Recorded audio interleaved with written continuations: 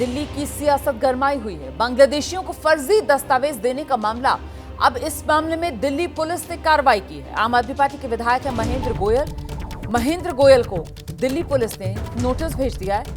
इस मामले में महेंद्र गोयल ने दिल्ली पुलिस से वक्त मांगा है। हालांकि सूत्रों का कहना है पुलिस ने अभी समय देने को लेकर कोई फैसला नहीं लिया है। दरअसल ये पूरा मामला अवैध बांग्लादेशियों के सिंडिकेट से जुड़ा हुआ है। जांच के दौरान पुलिस को बांग्लादेशियों के पास से कुछ ऐसे दस्तावेज बरामद हुए जिसके ऊपर विधायक के हस्ताक्षर थे और विधायक की मोहर थी। और ऐसे में अब पुलिस की तरफ से विधायक महेंद्र गोयल को नोटिस भेजा गया है। सीधे आपको लेकर चलते हैं, हमारे सहयोगी मनोज वर्मा इस वक्त मौजूद है। जरा जानते हैं मनोज से। मनोज, दिल्ली पुलिस ने नोटिस भेजकर कब तक विधायक को बुलाया है? जी बिल्कुल, देखिए रोमाना, आपको बताना चाहेंगे कि दिल्ली पुलिस जो है महेंद्र गोयल को 2 नोटिस भेज चुकी है। इससे पहले भी एक नोटिस भेजा गया था और जो दूसरा नोटिस था कल भेजा गया था। हालांकि महेंद्र गोयल जो थे वो कल पुलिस के सामने पेश नहीं हुए थे। महेंद्र गोयल ने पुलिस से 10 दिन का समय मांगा था, लेकिन पुलिस की तरफ से कोई जवाब नहीं दिया गया है। तो पुलिस के सूत्रों का ये कहना है कि आज हो सकता है कि महेंद्र गोयल जो है वो पुलिस के सामने पेश हो जाए, क्योंकि जब दिल्ली पुलिस ने सिंडिकेट का खुलासा किया था, अवैध बांग्लादेशियों को गिरफ्तार किया था, उनके पास जो डॉक्यूमेंट बरामद हुए थे उसमें महेंद्र गोयल के हस्ताक्षर तो थे ही थे, साथ ही साथ उनकी मुहर भी लगी हुई थी। तो फिलहाल अब ये देखना होगा कि आज महेंद्र गोयल पुलिस के सामने पेश होते हैं या नहीं होते हैं, क्योंकि पुलिस ये जानना चाहती है महेंद्र गोयल से कि उनके हस्ताक्षर और जो उनकी मोहर थी वो उन डॉक्यूमेंट पर कैसे आई। और बहुत शुक्रिया मनोज, नजर बनाकर रखिएगा। आगे बढ़ रहे हैं, अगली खबर का रुख कर रहे हैं। दिल्ली की मुख्यमंत्री है आतिशी, और आतिशी आज अपना नामांकन दाखिल करेंगी। आतिशी कालकाजी सीट से एक बार फिर चुनाव मैदान में है और यही कालकाजी सीट से आज आतिशी का नॉमिनेशन है। इसके लिए 11:15 बजे का वक्त तय किया गया है। इससे पहले वो गिरिनगर गुरुद्वारे से मां आनंदमाई मार्ग तक रोड शो भी करेंगी। ये आज की बड़ी खबर है दिल्ली चुनाव से जुड़ी हुई। मुख्यमंत्री आतिशी का आज नामांकन। दिल्ली विधानसभा चुनाव से जुड़ी बड़ी खबर, दिल्ली की मुख्यमंत्री आतिशी आज अपना पर्चा भरेंगी। आज आतिशी नामांकन करेंगी। कालकाजी विधानसभा सीट से अपना पर्चा दाखिल करेंगी आतिशी। नामांकन से पहले आतिशी कालकाजी मंदिर भी जाएंगी और फिर गुरुद्वारे जाएंगी और वहीं से फिर रोड शो होगा। और रोड शो करते हुए नामांकन दाखिल करने के लिए आतिशी पहुंचेंगी गिरिनगर गुरुद्वारे से मां आनंदमयी मार्ग तक आतिशी का ये रोड शो। आपको बता दें 2020 दिल्ली विधानसभा चुनाव, आतिशी ने पहली बार यहां कालकाजी से जीत दर्ज की थी और एक बार फिर पार्टी ने इसी कालकाजी सीट से उनको चुनाव मैदान में उतार दिया है, जिसके बाद ये Kalkaji seat high profile seat बन चुकी है। आतिशी के नामांकन को लेकर आम आदमी पार्टी की तरफ से एक पोस्टर भी जारी किया गया। आम आदमी पार्टी ने इस पोस्टर पर लिखा है विजयी भाव। तो पोस्टर आम आदमी पार्टी की तरफ से जारी कर दिया गया है आतिशी के नामांकन को लेकर। ये देखिए तस्वीर आपके सामने है, विजयी भाव पोस्टर पर लिखा हुआ है। कालकाजी विधानसभा से सीएम आतिशी जी करेंगी नामांकन, ये इस पोस्टर पर लिखा हुआ है। तारीख आज की डाली हुई है, समय डाला हुआ है 11:15 बजे का। तो आम आदमी पार्टी की तैयारी बड़ी है और ऐसे में वो जो रोड शो आतिशी करेंगी उसका पूरा का पूरा ब्यौरा भी इस पोस्टर में दिया गया है, जिससे ज्यादा से ज्यादा लोग आतिशी के नामांकन के समय उनके इस रोड शो में जुड़े। तो गिरिनगर गुरुद्वारे से ये रोड शो शुरू होगा। मैं नॉमिनेशन फाइल करने जा रही हूँ। मैं कालका मंदिर जाके कालका माई का आशीर्वाद लूँगी और उसके बाद गिरिनगर गुरुद्वारे से शुरू करके हमारी नॉमिनेशन की रैली की शुरुआत होगी। तो ये लगातार दूसरा मौका है जब कालकाजी सीट से आतिशी चुनाव मैदान में उतरेंगी अपनी किस्मत आजमाने के लिए। नामांकन से पहले आतिशी कालकाजी मंदिर में दर्शन पूजन करेंगे और इसके बाद दिल्ली के कालकाजी के ही जो गिरिनगर गुरुद्वारा है वहां से नामांकन रैली आतिशी की शुरू होगी। तो ये तस्वीरें भी हम आपको दिखा रहे हैं, ये ताजा तस्वीरें नहीं है, मैं आपको बता दूं। आज आतिशी के लिए महत्वपूर्ण दिन हो जाता है। देखिए किस तरीके से 2020 में पहली बार विधायक चुनी जाती हैं आतिशी इस कालकाजी सीट से और फिर इस तरीके के सियासी घटनाक्रम होता है कि आतिशी दिल्ली की मुख्यमंत्री बन जाती हैं और इस समय दिल्ली की मुख्यमंत्री हैं आतिशी, ये हम सब जानते हैं। एक बार फिर उनकी पार्टी आम आदमी पार्टी ने इसी कालकाजी सीट से आतिशी को चुनाव मैदान में उतारा है। कालकाजी सीट 2015 में आम आदमी पार्टी ने इस सीट पर पहली बार जीत दर्ज की थी। 2020 में आतिशी फिर आम आदमी पार्टी के टिकट पर इस सीट पर जीती और इस बार आम आदमी पार्टी आतिशी के जरिए इस सीट पर हैट्रिक लगाने की जुगत में। हालांकि आपको बता दें कि इस तरीके से लड़ाई कालकाजी सीट पर दिलचस्प हो चुकी है, क्योंकि बीजेपी की तरफ से यहां से पूर्व सांसद रमेश भिदुड़ी को चुनाव में उतारा है और कांग्रेस पार्टी ने अपने जुझारू नेता अलका लांबा को यहां आतिशी की घेराबंदी के लिए मैदान में उतार दिया है। हम सीधे आपको ग्राउंड पर लेकर चलेंगे। हमारे साथ हमारे सहयोगी इस वक्त मौजूद हैं। दीपक रावत हमारे साथ जुड़ गए हैं, अंकित गुप्ता आप देख रहे हैं इस वक्त हमारे साथ मौजूद हैं और साथ ही जैनेंद्र भी हमारे साथ मौजूद हैं।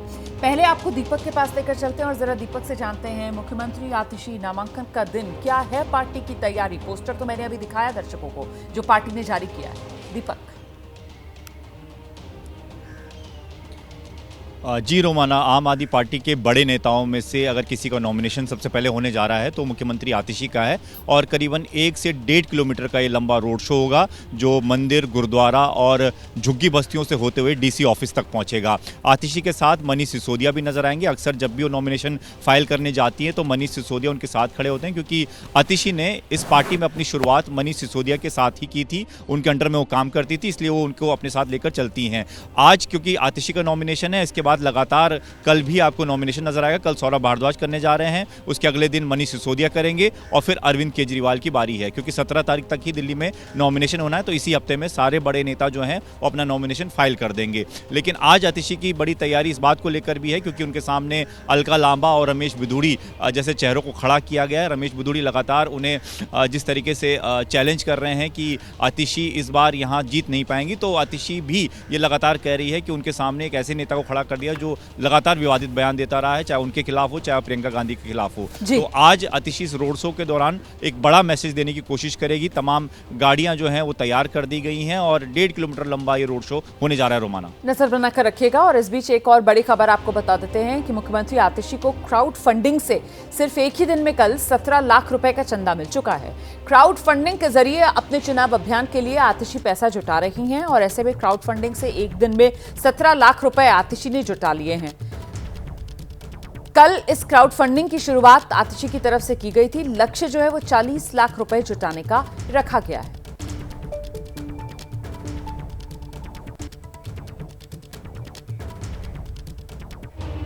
और वहीं दूसरी तरफ बीजेपी और कांग्रेस ने आतिशी के कैंपेन को लेकर सवाल उठा दिए हैं। सुनिए।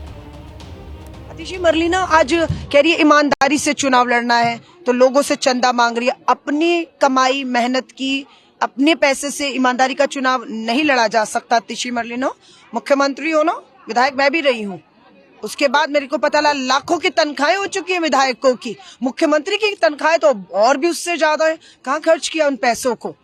करिए ना चुनाव पे खर्च। ईमानदार राजनीति करनी है तो अपनी मेहनत की ईमानदार की कमाई से करो ना। लोगों के पैसों पे इस तरह का चंदा मांग के तो जो किया है 10 साल से भ्रष्टाचार, शराब नीति देखी है लोगों ने।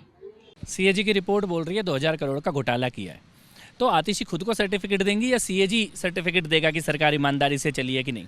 एक जमाना था दुनिया भर के एनआरआई आते थे आम आदमी पार्टी के लिए वॉलंटियर बनने के लिए, देश भर के लोग खुद पैसा देते थे। आज वो सब गायब है। आज इन्हें मीडिया गिमिक करना पड़ रहा है कि मैं पैसा इकट्ठा करूंगी, क्राउड फंडिंग करूंगी। ये बताता है इनकी दुर्गति, ये बताता है कि जनता से ये कितना कट चुके हैं और ये बताता है कि ये इस वक्त पराजित होने जा रहे हैं। और इस बीच आम आदमी पार्टी के खिलाफ बीजेपी ने पोस्टर जारी किया है। आम आदमी पार्टी का पूर्वांचल विरोधी चेहरा पूरे देश के सामने बेनकाब, यही इस पोस्टर का लबोलुबाब है। यूपी बिहार के लोग केजरीवाल के लिए फर्जी, रोहिंग्या बांग्लादेशी घुसपैठिए यार, ये वो नया पोस्टर जो बीजेपी ने जारी किया है आम आदमी पार्टी पर निशाना साधते हुए। और देखिए किस तरीके से इसमें एक हिंदी फिल्म आई थी जिसमें जो विलन था, जो खलनायक था, वो मोगैम्बो उसका नाम था और उसी मोगैम्बो वाले लुक में यहां पर अरविंद केजरीवाल को इस पोस्टर में दिखाया गया है। हम सीधे आपको लेकर चलेंगे। हमारे साथ हमारे सहयोगी अंकित गुप्ता इस वक्त मौजूद है। अंकित, वो जो पोस्टर वॉर चल रहा है उसमें आज एक और पोस्टर के जरिए खलनायक दिखाते हुए अरविंद केजरीवाल को मुद्दा पूर्वांचलियों का उठाते हुए बीजेपी ने जबरदस्त घेराबंदी कर दी।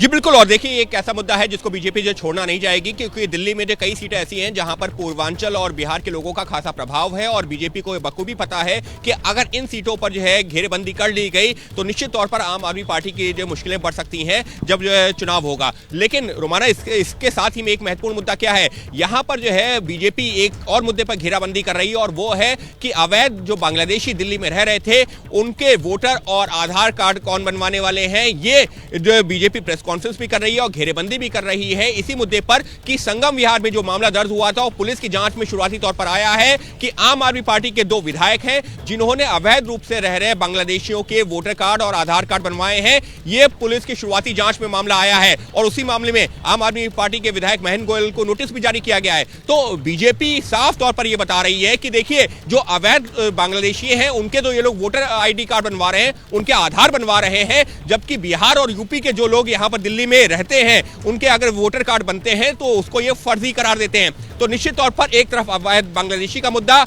और दूसरी तरफ पूर्वांचल और बिहार के वोटरों का मुद्दा, दोनों को अब जोड़ करके बीजेपी पेश कर रही है और घेरेबंदी कर रही है आम आदमी पार्टी की। जी रहिए मेरे साथ, में लौटूंगी आपके पास। इस बीच देखिए दिल्ली के महासंग्राम में आज राहुल गांधी की एंट्री होने वाली है। आज दिल्ली चुनाव को लेकर राहुल गांधी की पहली रैली है, आप कह लीजिए सभा, आप कह लीजिए, जो दिल्ली के सीलमपुर इलाके में होगी। तो दिल्ली का सीलमपुर इलाका और यहां से राहुल गांधी दिल्ली चुनाव के लिए पहला प्रचार करते हुए नजर आएंगे। सीधे आपको लेकर चलेंगे, हमारे साथ हमारे सहयोगी जैनेंद्र इस वक्त मौजूद हैं और जरा जानते हैं जैनेंद्र से सीलमपुर के जरिए दिल्ली चुनाव में राहुल गांधी की एंट्री के मायने। जय बापू, जय भीम, जय संविधान रैली राहुल गांधी की, जरा बताइए इसके बारे में विस्तार से। कैसे सियासी नफा राहुल गांधी ध्यान में रखकर सीलमपुर में चुनाव मैदान में उतर रहे हैं प्रचार में दिल्ली में? बिल्कुल रोमाना, देखिए दिल्ली चुनाव के मद्देनजर ये पहली रैली है राहुल गांधी की, कांग्रेस लीडरशिप की पहली रैली है, तो इसको कांग्रेस के चुनावी बिगुल के तौर पर आप देख सकते हैं कि राहुल गांधी बिगुल फूंकने वाले दिल्ली कांग्रेस की तरफ से। नजरें इस बात पर रहेंगी कि उनके निशाने पर क्या केजरीवाल भी आते हैं, क्योंकि संकेत ये मिल रहे हैं कि राहुल गांधी की ये जो रैली होगी इसमें मुख्य तौर पर निशाने पर बीजेपी और केंद्र की मोदी सरकार होंगे। केजरीवाल पर कोई डायरेक्ट अटैक संभवतः राहुल गांधी ना करें, हालांकि संभवतः दिल्ली सरकार की, आम आदमी पार्टी सरकार की नीतियों को लेकर के और जो 10 सालों का लेखा जोखा रहा है उसको लेकर के जरूर राहुल गांधी अपनी बात रख सकते हैं। जगह की जो अहमियत है वो काफी अहम है। देखिए ये सीलमपुर जो है वो मुस्लिम बहुल इलाका है और दिल्ली में तकरीबन 70 में से आधा दर्जन ऐसी सीटें हैं जिन्हें मुस्लिम बहुल सीटें माना जाता है और उसमें आम आदमी पार्टी और कांग्रेस के बीच में सीधा मुकाबला है। जिस तरफ मुस्लिम वोट जाएगा उसकी जीत मानी जाती है। कांग्रेस जो है वो कहीं ना कहीं खाता खोलने की जो कोशिश कर रही है इस बार 2 चुनाव में जीरो पर निपटने के बाद, उसमें मुस्लिम सीटों का एक अहम स्थान है और यही वजह है कि सीलमपुर जिस जगह पर राहुल सभा कर रहे हैं उसके बगल की 3-4 सीटें हैं जहां पर मुस्लिम अच्छी खासी आबादी में है। वहां पर राहुल की रैली का सीधा मतलब यह है कि कांग्रेस जो है वो अल्पसंख्यकों को, खासतौर पर मुस्लिमों को यह संदेश देना चाहती है कि बीजेपी से सीधी टक्कर कांग्रेस लड़ रही है और यही वजह है कि राहुल अपने भाषण में निशाने पर मोदी और बीजेपी को रखेंगे ताकि ये बता सके कि कांग्रेस बीजेपी और मोदी से लड़ रही है और इसके जरिए कहीं ना कहीं मुस्लिम वोट बैंक को साधने की कोशिश कांग्रेस की है। देखिए कांग्रेस ने इस बार मुस्लिमों को टिकट भी ज्यादा दी है, 70 में से 7 सीटें कांग्रेस मुस्लिमों को दी है और देने जा रही है। आम आदमी पार्टी ने 5 मुसलमान कैंडिडेट उतारा है, तो ये कहीं ना कहीं मुस्लिम वोटों की रेस है जिसमें जहां पिछड़ने के बाद कांग्रेस जो है वो एक बार फिर से उसमें सेंध लगाने की कोशिश राहुल गांधी की रैली के जरिए कर सकती है। लेकिन रोमाना, नजर इसी बात पर रहेगी कि राहुल अरविंद केजरीवाल का नाम आज अपनी रैली में लेते हैं या नहीं लेते हैं। जी रहिए मेरे साथ, में लौटूंगे आपके पास। बड़ी दिलचस्प बात कह रहे हैं यहाँ पर जैनेंद्र, वाकई में नजर इसी बात को लेकर रहेगी कि आखिरकार राहुल गांधी आज जब चुनाव प्रचार करने के लिए उतरते हैं तो अरविंद केजरीवाल को लेकर, आम आदमी पार्टी को लेकर उनका रवैया कितना आक्रामक नजर आता है। आम आदमी पार्टी के संयोजक है अरविंद केजरीवाल, उनसे जाट नेता मुलाकात करने वाले हैं। ये एक बड़ी खबर आज, जाट नेताओं का एक प्रतिनिधिमंडल केजरीवाल से मुलाकात करेगा और ये जो मुलाकात है उसके लिए समय तय हुआ है सुबह 11 बजे का। अरविंद केजरीवाल के आवास पर जाट नेता पहुंचेंगे और अरविंद केजरीवाल से मुलाकात करेंगे। आपको ध्यान होगा दिल्ली के जाटों के लिए केंद्र की सूची में दिल्ली में आरक्षण क्यों नहीं, इस सवाल को लेकर अरविंद केजरीवाल इस चुनावी मौसम में मीडिया के सामने आए थे और ऐसे में जाटों का ये प्रतिनिधिमंडल और इसकी अरविंद केजरीवाल से मुलाकात के मायने समझने के लिए सीधे आपको लेकर चलेंगे। हमारे साथ हमारे सहयोगी बलराम पांडे इस वक्त मौजूद हैं। बलराम, क्या जानकारी मिल रही है? जाटों के प्रतिनिधिमंडल अरविंद केजरीवाल से मुलाकात करने जा रहा है सुबह 11 बजे। बिल्कुल, देखिए, जाट समाज का एक प्रतिनिधि मंडल आज सुबह 11 बजे अरविंद केजरीवाल के आवास पर उनसे मुलाकात करेगा। और जिस तरीके से अरविंद केजरीवाल ने हाल ही में प्रधानमंत्री नरेंद्र मोदी को जाट समाज को केंद्र की ओबीसी लिस्ट में शामिल करने की बात कही थी और कहा था कि दिल्ली का जो जाट समाज है वो केंद्र की ओबीसी लिस्ट में अभी तक शामिल नहीं हुआ, जबकि गृह मंत्री और प्रधानमंत्री लगातार ये आश्वासन देते रहे कि दिल्ली के जाट समाज को केंद्र की ओबीसी लिस्ट में शामिल किया जाएगा। और इसी बात को लेकर के उन्होंने प्रधानमंत्री नरेंद्र मोदी को पत्र भी लिखा था। हालांकि आज जब जाट समाज का प्रतिनिधि मंडल उनसे मुलाकात करेगा तो इस मुद्दे पर भी चर्चा होगी। हालांकि अब देखने वाली बात ये होगी कि पिछले 10 सालों में जिस तरीके से इस मुद्दे को उठाया गया, लेकिन सदन के पटल पर एक बार भी दिल्ली सरकार ने इस मुद्दे को नहीं रखा, तो क्या इस बार अगर सरकार बनती है आम आदमी पार्टी की दिल्ली में, तो क्या इसे जो मंत्रिमंडल इस मुद्दे को पास कर एलजी के पास भेजी जाएगी ताकि जो दिल्ली के जाट समाज हैं उन्हें केंद्र की ओबीसी लिस्ट में शामिल करने का जो प्रस्ताव है वो दिल्ली सरकार से भेजा जाता है या फिर नहीं। लेकिन इस मुद्दे को लेकर के जो जाट समाज है दिल्ली का तो काफी ज्यादा एक्टिव हो गया है और शायद यही वजह है कि एक प्रतिनिधि मंडल आज अरविंद केजरीवाल से मुलाकात करेगा और इस प्रक्रिया को आगे बढ़ाने की अपील भी करेगा। बहुत शुक्रिया आपका बलराम इस तमाम जानकारी के लिए। आम आदमी पार्टी का दिल्ली चुनाव में जो महाविजय का दावा है, इसको लेकर आम आदमी पार्टी ने एक पोस्टर जारी किया है। आम आदमी पार्टी के पोस्टर में दावा किया गया है 8 फरवरी को रचा जाएगा इतिहास। ये देखिए, ये फतेह के नाम से ये पोस्टर जारी किया। आप जानते हैं हाल ही में नई फिल्म आई है, उसका नाम भी फतेह है। तो ये बड़ा दिलचस्प है, दिल्ली की सियासी जंग में ये जो एक के बाद एक पोस्टर्स जारी करके एक दूसरे पर हमलावर और चुनाव को लेकर दावेदारी राजनीतिक दलों की नजर आ रही है, खासतौर से बीजेपी और आम आदमी पार्टी। और इसी कड़ी में आप आम आदमी पार्टी की तरफ से जारी किया गया ये पोस्टर देख सकते हैं, फतेह मतलब जीत। तो 8 फरवरी जीत का दावा आम आदमी पार्टी की तरफ से किया गया है। दिल्ली वाले फिर लाएंगे केजरीवाल, ये इस पोस्टर पर लिखा गया है। और इससे पहले कल अमित शाह ने महाराष्ट्र में प्रदेश बीजेपी के अधिवेशन में कहा था 8 फरवरी को पटाखे तैयार रखना, दिल्ली में बीजेपी की सरकार आने वाली है। इंडी अलायंस की स्थिति क्या है? दिल्ली में चुनाव आया, कांग्रेस और आप पार्टी अगर अलग लड़ रहे हैं, पूरा इंडी अलायंस एक घमंडिया गठबंधन वेर विखेर होने की शुरुआत हुई है। इसमें महाराष्ट्र के कार्यकर्ताओं का बहुत बड़ा योगदान है। आपके विजय ने इनका आत्मविश्वास समाप्त करा। 8 तारीख को पटाखे तैयार रखना, दिल्ली में भी भारतीय जनता पार्टी की सरकार बनी। और उधर केजरीवाल के शकूर बस्ती की झुग्गी पर दिए गए बयान को लेकर एलजी ने इसको सरासर झूठ करार दिया है। अरविंद केजरीवाल का बयान पूरी तरीके से झूठ है, ये एलजी की तरफ से कहा गया है। एलजी ने साफ किया कि डीडीए ने ना तो लैंड यूज बदला है और ना ही किसी तरीके की बेदखली का कोई नोटिस डीडीए की तरफ से दिया गया है। लोगों को गुमराह कर रहे हैं अरविंद केजरीवाल। एलजी की तरफ से सीधे सीधे अरविंद केजरीवाल के बयान को झूठ करार दिया गया है। श्री केजरीवाल जानबूझकर कोरा झूठ बोल रहे हैं और लोगों को गुमराह कर रहे हैं। उनको मेरी सलाह है कि वो तत्काल प्रभाव से इस विषय में झूठ बोलना बंद करें, वरना डीडीए उनके विरुद्ध कार्रवाई करेगा। वैसे अच्छा हुआ केजरीवाल जी किसी झुग्गी बस्ती में पहुंचे। आशा करता हूं कि वो बस्ती के अंदर भी गए होंगे और यदि उन्होंने 2-3 किलोमीटर वहां चला होगा तो देखा होगा कि वहां के लोग कितनी बदहाली में जिंदगी जी रहे हैं। तो दिल्ली के एलजी विक्की सक्सेना को आप सुन रहे थे, जिनकी तरफ से कहा गया कि केजरीवाल झूठ बोल रहे हैं और इससे वो बाज आए, वरना डीडीए उनके खिलाफ एक्शन लेगी। और इस बीच आपको बता दें, अरविंद केजरीवाल का वो बयान शकूर बस्ती की झुग्गी को लेकर, वो आरोप जो अरविंद केजरीवाल ने लगाए थे वो क्या थे, ये सुनिए। 30 सितंबर को आपकी झुग्गी की जमीन के टेंडर हो लिए, इस जमीन के टेंडर हो लिए, जमीन बेचने के। जहां हम खड़े हैं वहां पर उस जमीन के इन्होंने टेंडर कर दिए और 27 दिसंबर को एलजी साहब ने यहाँ का लैंड यूज चेंज कर दिया। मैं आपकी जमीन बचाने आया था, नहीं आया था 10 साल पहले? 2015 में इन्होंने बुलडोजर भेज दिए थे। रात को 2 बजे सारे अफसरों को लेके मैं आया था, नहीं आया था? आपकी जमीन बचा के गया था, नहीं गया था?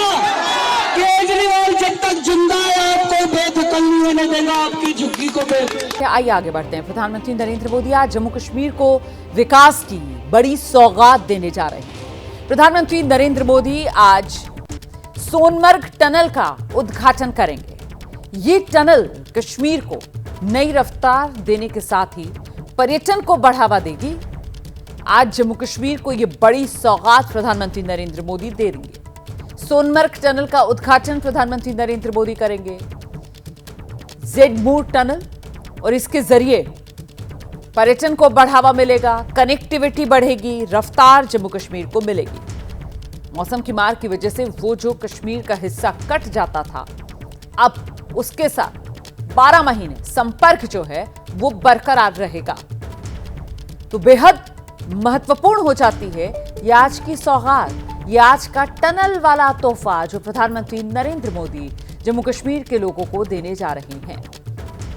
तो इस टनल की आज सौगात प्रधानमंत्री नरेंद्र मोदी जम्मू कश्मीर के लोगों को दे देंगे। आज उद्घाटन प्रधानमंत्री नरेंद्र मोदी करने जा रहे हैं इस सोनमर्ग टनल का, और यहीं से आपको दिखाते हैं अपने सहयोगी आसिफ कुरैशी की एक रिपोर्ट।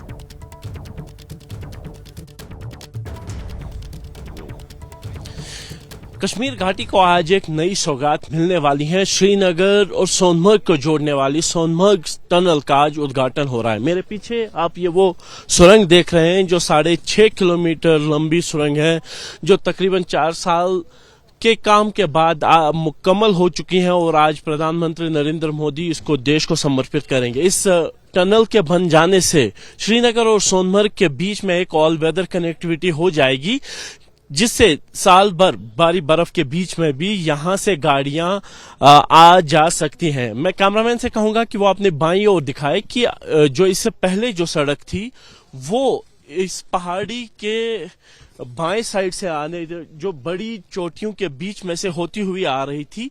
यहाँ पे विंटर के टाइम पे भारी बर्फबारी के चलते तकरीबन 8 से 10 फीट बर्फ रहती थी, एवलांचेस आते थे, जिसके कारण ये सड़क बंद कर दी जाती थी। लेकिन अब इन पहाड़ियों को चीर कर ये 6.5 किलोमीटर की टनल तकरीबन 2800 करोड़ रुपए की लागत से तैयार हो चुकी है और इसको देश को समर्पित किया जा रहा है, जिससे न सिर्फ आम लोगों को यहां से चलने की में आसानी होगी, बल्कि सैन्य आपूर्ति में भी ये टनल जो है वो काम करेगी, क्योंकि श्रीनगर और सोनमर्ग अब हर मौसम में यहां से चला जा सकता है। लेकिन जो मुख्य बात है वो ये है कि ये टनल एक बड़े टनल प्रोजेक्ट यानी जोजिला टनल प्रोजेक्ट का ही हिस्सा है, जहां जो एक और टनल जो मैं कैमरामैन से कहूंगा कि बाईं ओर दिखाए, तो ये वो पहाड़ियां हैं जो जोजिला की पहाड़ियों को काटकर तकरीबन 13 किलोमीटर लंबी एक सुरंग बन रही है, जो 2027 तक तैयार होगी, जिसके बाद कश्मीर और लद्दाख के लिए एक ऑल वेदर कनेक्टिविटी हो जाएगी। यानी एक बड़े सामरिक दृष्टि से देखें तो ये टनल प्रोजेक्ट उस बड़े प्रोजेक्ट का हिस्सा है जो कश्मीर और लद्दाख के लिए ऑल वेदर कनेक्टिविटी देगा। तकरीबन 14,000 करोड़ रुपए की लागत से ये पूरा प्रोजेक्ट तैयार होगा, और जिससे देश वासी ना सिर्फ हर मौसम में कश्मीर से लद्दाख जा सकेंगे, लेकिन एक सामरिक दृष्टि से भी ये महत्वपूर्ण है, क्योंकि सैन्य आपूर्ति साल भर होती रहेगी। जो 2 फ्रंट वॉर की बात की जाती है, क्योंकि लद्दाख में दोनों देश जो पड़ोसी देश हैं, चीन और पाकिस्तान की सरहदें लग रही हैं, ईस्टर्न और वेस्टर्न फ्रंट यहाँ पे है, तो इसीलिए सामरिक दृष्टि से ये टनल प्रोजेक्ट काफी महत्वपूर्ण है और इसके पूरा होने से देश और ज्यादा सुरक्षित होगा। कैमरामैन अरशद हुसैन के साथ आसिफ कुरैशी, एबीपी न्यूज, सोनमर्ग। तो आज ये सौगात जम्मू कश्मीर को मिलने जा रही है। देखिए किस तरीके से श्रीनगर और सोनमर्ग और उनके बीच ये जो रास्ता है, यहाँ पर अब मौसम की मार की वजह से किसी तरीके की दिक्कत नहीं आएगी, बंद नहीं पड़ेगा और ऐसे में 12 महीने संपर्क जो है, कनेक्टिविटी जो है वो एक दूसरे के साथ बनी रहेगी। इसी सोनमर्ग टनल का उद्घाटन आज प्रधानमंत्री नरेंद्र मोदी करेंगे और ये एक बड़ा तोहफा जो जम्मू कश्मीर के लोगों को देंगे। गांदरबल जिले के गगनगीर और सोनमर्ग को जोड़ने वाली जेड मोड़ टनल का उद्घाटन आज पीएम मोदी करेंगे। पीएम मोदी तकरीबन 11:45 पर सोनमर्ग पहुंचेंगे। उसके बाद उद्घाटन समारोह होगा। समुद्र तल से 8,650 फीट की ऊंचाई पर बनी ये सुरंग लेह जाने के रास्ते में श्रीनगर और सोनमर्ग के बीच हर मौसम में कनेक्टिविटी बढ़ाएगी। टनल के जरिए लद्दाख तक सुरक्षित और निर्बाध पहुंच सुनिश्चित होगी। लद्दाख कारगिल के लोगों को शुभकामनाएं देना चाहूंगा कि ऐसा पल जिसका बड़े लंबे अरसे से इंतजार था, वो स्वप्न पूरा होने जा रहा है। गांदरबल और सोनमर्ग को जोड़ने वाली ये सुरंग 12 किलोमीटर लंबी है। सुरंग के निर्माण पर 2,700 करोड़ रुपए खर्च हुए हैं। जितने ज्यादा टूरिस्ट आए उतना ज्यादा लोग कमाते हैं, तो इसलिए आज मैं यहाँ आया हूँ थोड़ा सा गुलमर्ग के टूरिज्म को प्रमोट करने के लिए। और वजीर आजम साहब आएंगे तो दोपहर से उस काम में लगेंगे। इस बीच संभल से बड़ी खबर आ रही है। उत्तर प्रदेश के संभल से बड़ी खबर ये कि सीओ अनुज चौधरी वो जिस तरीके से गदा उठाए हुए नजर आए थे, उस मामले में जांच की बात कही गई है। धार्मिक कार्यक्रम में वर्दी पहनकर सीओ जो हैं उन्होंने गदा उठाई थी हाथ में। इसी को लेकर आजाद अधिकार सेना ने सीओ के खिलाफ शिकायत की थी। डीआईजी के निर्देश पर सीओ अनुज चौधरी के खिलाफ अब जांच शुरू कर दी गई है। सीओ को नोटिस जारी कर बयान दर्ज कराने को कहा गया है। हम सीधे आपको लेकर चलेंगे। हमारे साथ हमारे सहयोगी उबैदुर रहमान इस वक्त मौजूद है। उबैदुर रहमान, ये जो तस्वीरें हैं वो खूब चर्चा का विषय बनी थी कि एक सरकारी कर्मचारी जो है, एक पुलिस वाला जो है, वो वर्दी में कैसे धार्मिक कार्यक्रम में गदा हाथ में लेकर घूम सकता है, और इसी को लेकर अब जांच के आदेश। क्या है पूरी खबर उबैदुर रहमान? जी हाँ रोमाना, ये जो मामला है संभल से जुड़ा हुआ है। संभल में सीओ हैं अनुज कुमार चौधरी। उनके जो एक वीडियो वायरल हुआ था, एक जो हाथ में गदा लेकर के जो दक्षिण भारत से एक धार्मिक की यात्रा आई थी, उसमें वो शामिल हुए थे, वर्दी पहने हुए थे और गदा लेकर के चल रहे थे आगे आगे। तो इसकी शिकायत जो है पूर्व आईपीएस जो है अमिताभ ठाकुर, उन्होंने की थी, जिसकी अब जांच जो है डीआईजी के आदेश पर शुरू हो गई है। इसके अलावा भी उनके समय समय पर वीडियो वायरल होते रहे हैं। इस तरह के एक वीडियो वायरल हुआ था जिसमें वो भजन गा रहे थे वर्दी में। तो इस तरह की शिकायत जो है की गई थी और उसका संज्ञान लेते हुए जांच जो है संभल के जो एएसपी हैं श्रीश चंद, उनको दी गई है। और संभल के एएसपी श्रीश चंद ने नोटिस जारी कर सीओ से बयान दर्ज कराने के लिए कहा है। तो ये पूरा मामला जो सुर्खियों में था, अनुज कुमार जो सीओ हैं उनकी अब जांच जो है वो शुरू हो गई है। बहुत शुक्रिया उबैदुर रहमान इस तमाम जानकारी के लिए।